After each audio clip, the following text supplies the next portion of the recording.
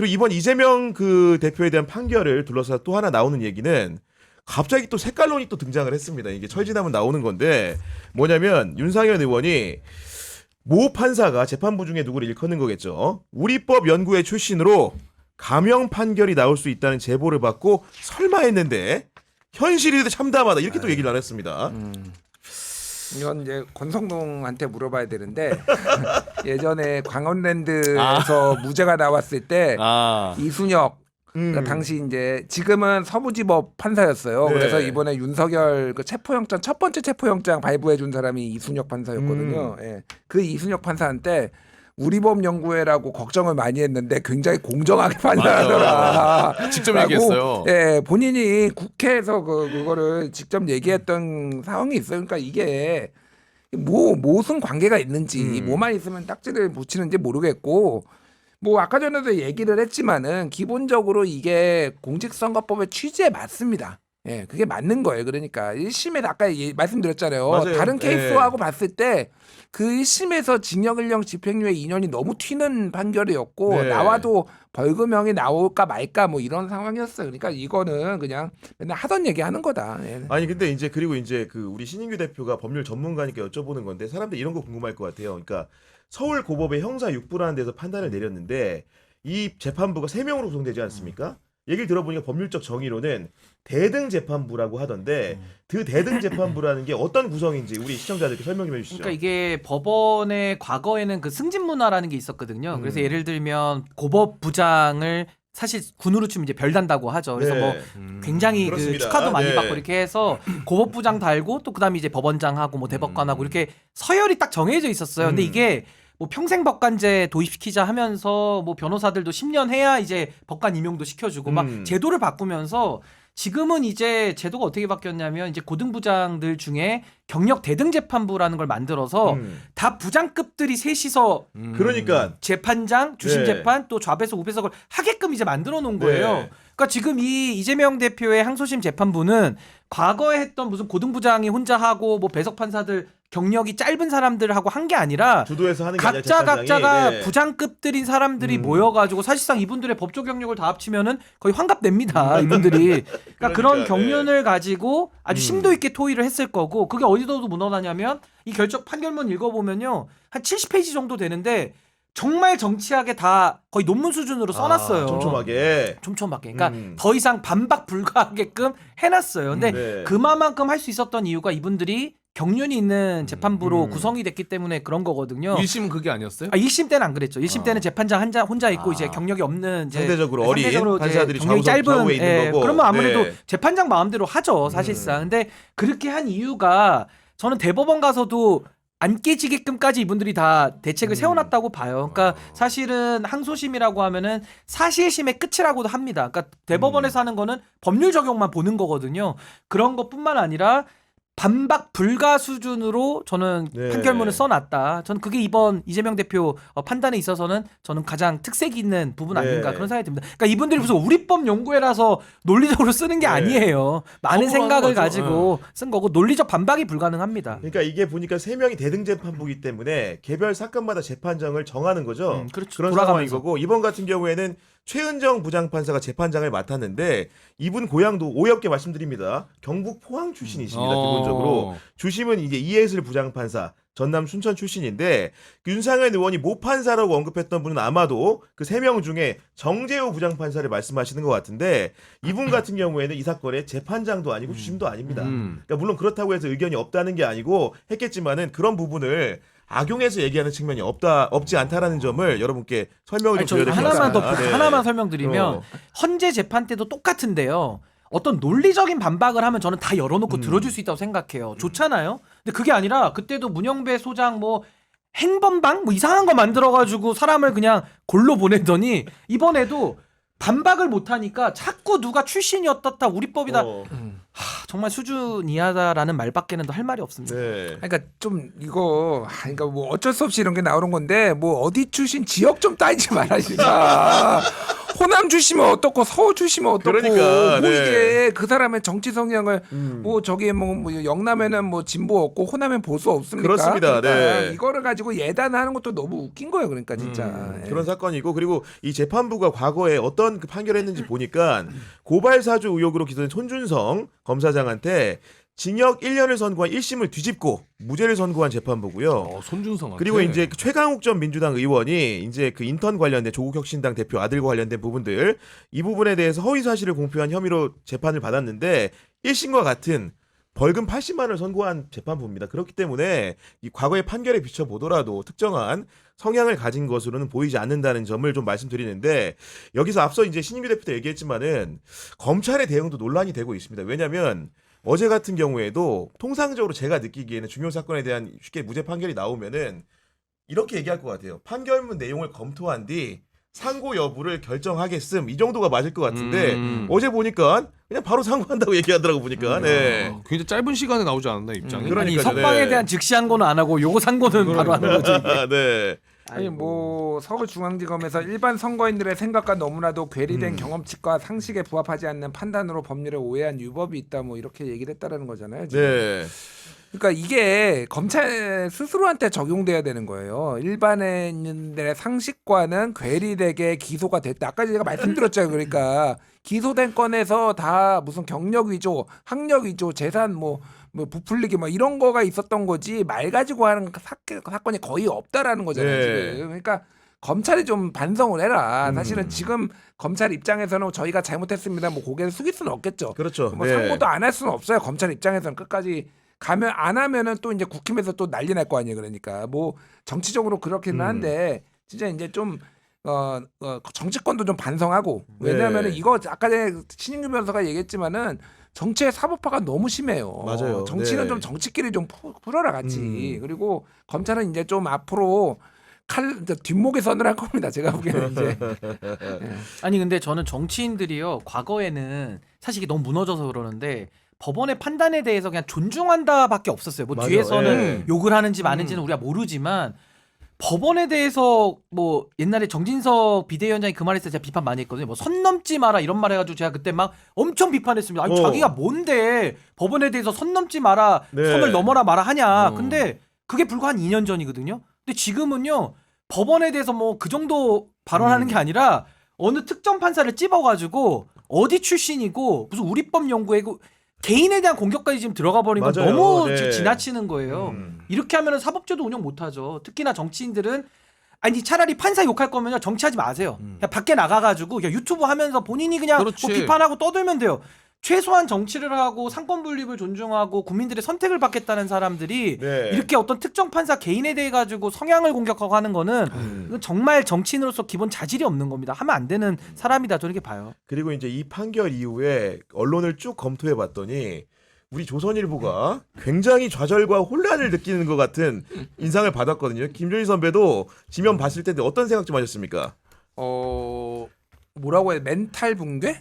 멘탈 붕괴. 오늘 요 양상훈 칼럼이 맞아요. 뭐 예. 빈집털이 이재명이 빈집털이 하는데 이거 113일. 예. 113일 빈집털이 하는데 이거 뭐 가만 두고 볼 거냐? 뭐 좌로 우로 뭐 운동장을 넓게 쓰네 그러는데 그러니까 약간 이게 신세한탄 같은 그렇게 그러니까, 느껴요. 네. 딱 그렇게 느껴. 신세한탄. 그러니까 여기에 다 올인했구나. 그러니까 기우제 지냈구나. 그러니까 이게 할 수 있는 게 없는 거니까 지금 국힘의 처지를 봐서는 대선을 딱 이길 것 같지도 않고 윤석열한테 포로가 돼서 거기에서 벗어날 것 같지도 않고 아 그냥 망했다. 약간 이런 한탄이 느껴지더라고. 근데 그래서 약간 넋두리 같이 쓰는 이런 칼럼을 네. 좀 안 봤으면 좋겠다 개인적으로. 아니 그 내용을 좀 네. 자세히 소개해드리면은 양상훈 조선일보 주필입니다. 그 회사를 대표하는 어떻게 보면 필자인 건데 그래요. 그 이재명의 빈집털이 113일이라는 제목의 칼럼에서 한국이 빈집이 됐고 이재명 대표는 그 빈집에서 우클릭도 해보고 신통치 않으면 좌클릭도 해보며 운신의 폭을 최대한 넓혀가고 있다. 걱정하는 겁니다 지금. 그러면서 윤석열인만 탄핵돼가지고 헌재 심판 불복 운동에 가세하는 상황을 전제로 어떤 얘기를 했냐. 국민의힘은 대선 후보 경선조차 정상적으로 치르지 못할 수 있고 치른다 해도 지지율 상승의 컨벤션 효과는 힘들어질 것이라는 분석을 내놨습니다. 보니까. 아니 네. 저는 양상훈 주필한테 그냥 가장 기본적인 법 원칙 하나 소개해 드릴게요. 행위 책임의 원칙이라는 게 있어요. 그게 뭐냐? 네. 비례의 원칙. 한 만큼 벌을 받는 겁니다. 한 거보다 더 받아도 안 되고 덜 받아도 안 돼요. 지금 그동안에 한국 보수라고 불리던 사람들이 그동안 엘리트의 가면을 쓰고 국민들 위해 군림해 오면서 결국에는 진영까지 바꿔가면서 검찰총장 출신 꼬아서 대통령 만든 거잖아요. 그렇죠. 저도 제가 국민의힘 출신이니까 저는 늘 그 무거운 마음으로 제가 정말 가슴에 큰 제가 돌덩이를 얹은 마음으로 네. 살아가고 있거든요. 반성해야죠. 그리고 본인들이 저를 포함해서 우리 모두가 그 보수 진영에서 활동했던 사람들 네. 그 잘못에 대해서 인정을 해야 나라가 좋아지죠. 근데 이제 와가지고 신세 한탄하고 뭐 봐달라는 거예요? 뭐 그럼 이제 와서 잘할 테니까 믿어달라는 거예요? 그게 믿음이 생깁니까? 저는 과거를 잊은 민족은 미래가 없다는 말도 있어요. 네. 과거를 어떻게 잊습니까? 그 행한 데에 따른 책임을 물어야 되는 거예요. 그렇죠. 그러니까 저는 이런 식의 푸념과 신세 한탄 동정도 못 받고요. 지금도 나라를 어지럽히고 있어요. 이 국민의힘이라는 네. 세력이. 전 여기에 대해서는 끝까지 전 책임을 물어야 된다고 생각하고 책임을 져야 전 이 나라가 좋아질 수 있다. 전 그렇게 생각합니다. 그러니까 이거 한마디만 제가 하면은 그러니까 국힘 뭐 여기 내용이 다 뭐 윤석열 여기에 탄핵 심판에 묶여 있고 이재명이 빈집털이를 맞아요. 한다라는 네. 게 빈집털이라는 것도 이제 약간 도둑놈이다 이런데 뉘앙스기도 한데 누가 거기를 빈집으로 만들라고 했나요? 아니 그러니까 그렇죠. 네. 비상겸해서 그 집 생긴 거잖아. 왜 지금. 아니 그 집을 나가 그러니까 지금이라도 매일 돌아와 가출이지. 그러면 매일 가출해. 아니, 다 돌아오면 큰일 납니다. 근데 아니 지금 잠깐만 윤석열이 돌아오는 게 아니라 네.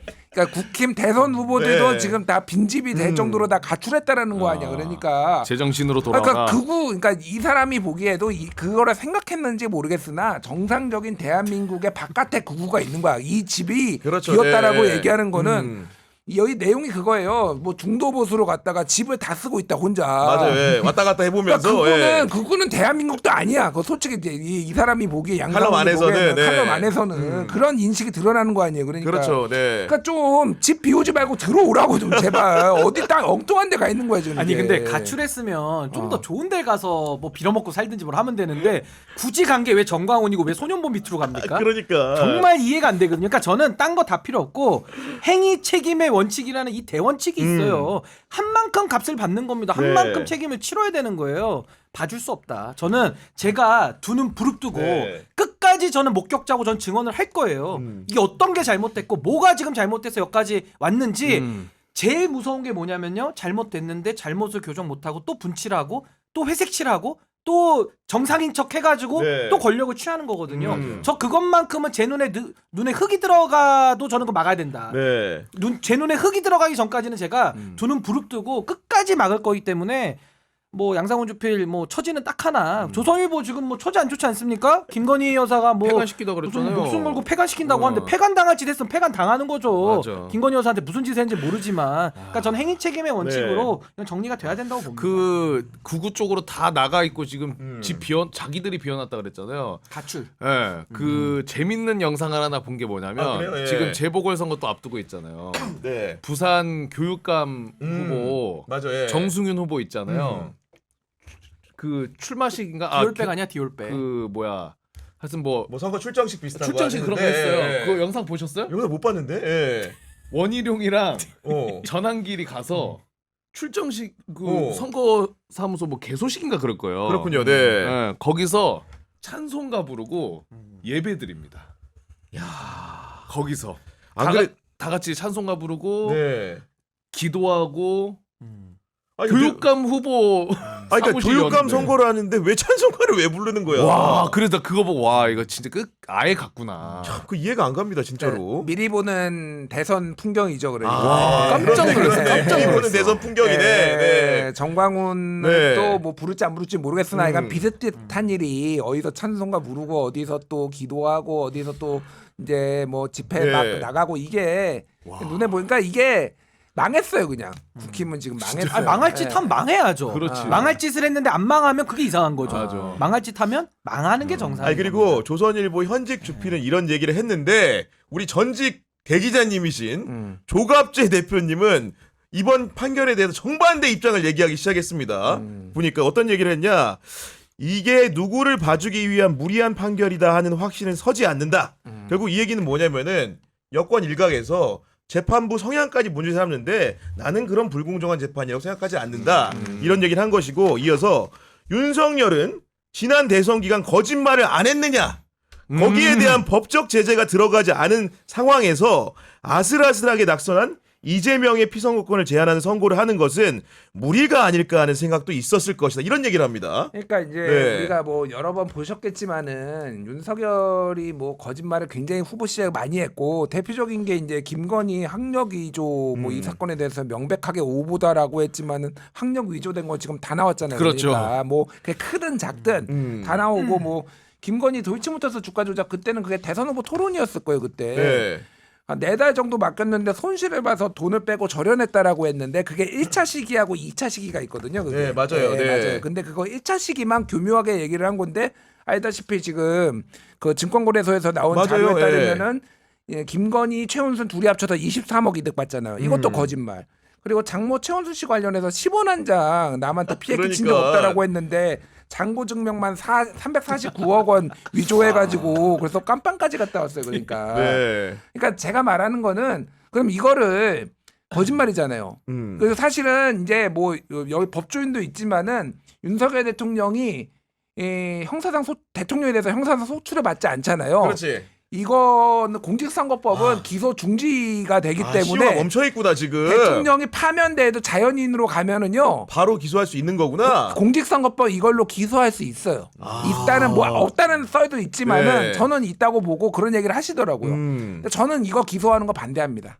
그러니까 제가 말씀드리는 아까 말한 거는 큰 원칙상에서 네, 네. 우리가 이게 공유지의 비극 이놈이 여기다 똥 싸고 여기다 오줌 싸고 그러면 이거 다 망하는 거예요. 그러니까 제가 말하는 거는 기소를 해야 된다라는 게 아니라 이런 것들이 있으니까 불공정한 게임이라라고 이제 얘기를 하는 거니까 이런 거는 다 언론에서 비평하고 평론가들이 비평하고 이렇게 유권자들이 판단하게 네. 거짓말쟁이다 아니다를 그렇게 맡기는 게 맞다. 근데 저는 왜 국민의힘 아까 제가 왜 이제 보수의 종말 왜 망해야 될 수밖에 없냐 망할 짓을 했으니까 네. 망한다 그랬잖아요. 아니 생각해 보십시오. 대통령 후보가 되려고 하는 자들이 거짓말하는 것도 우리가 처벌하잖아요. 네. 근데 이재명 대표 떨어졌는데도 지금 처벌하자는 거잖아요. 왜? 거짓말했으니까. 거짓말 이러면은 이분들은 잠도 못 자는 거야. 어떻게 거짓말을 해? 때려잡아야지 이러면서 여기까지 온 거거든요. 그럼 제가 네. 역으로 물어볼게요. 그러면 대통령이 된 자가 후보 시절에 거짓말한 거는 괜찮습니까? 그리고 더더군다나 대통령인 사람이 직을 갖고 있는데 거짓말하는 건 어때요? 그거 더 때려잡아야 되지 더 나쁘죠. 않습니까? 사실. 더 나쁜 네, 거 네. 아닙니까? 그렇지. 그럼 제가 윤석열 현직 있을 때 한 거짓말 몇 개만 소개해 볼게요. 너무 많은데 네. 대표적인 것만. 최근에 있었던 헌법재판소에서 저는 인원이란 말을 써본 적이 없습니다. 제가 쓰는 단어가 아닙니다. 네. 한 몇 분 뒤죠? 한 20분 뒤인가요? 바로 써버리죠. 인원이 바로 잡히죠. 1분 30초 만에 또 하나 뭐 명태균 소개를 누가 해줬냐 이것도 거짓말로 지금 드러났어요. 누가 소개해줬는지 최초의 네. 만남 그 더 기가 막힌 거.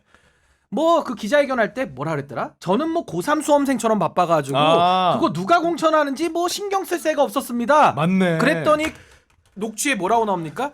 아 그거 상현이한테 그 개 공관위원장 상현이한테 윤상현이 아니 자기 녹취가 나오잖아요. 그러니까 제가 지금 베스트 3, 1, 2, 3만 얘기한 거예요. 더 많아 더. 현직 시절에 한 거짓말이. 그렇죠. 아니 그러면 저는 국민의 우리 한동훈 대표님 한번 묻겠습니다. 우리 검사 출신 한동훈 대표님.